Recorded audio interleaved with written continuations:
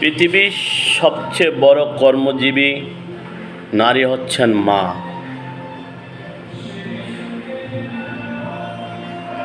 যার কোনো মজুরি নেই, ওভারটাইম নেই, শর্ত নেই, স্বার্থ নেই, দাবি নেই, ছুটি নেই, নিঃস্বার্থভাবে খেটে যাচ্ছেন সারাটি জীবন একমাত্র সন্তানের জন্য।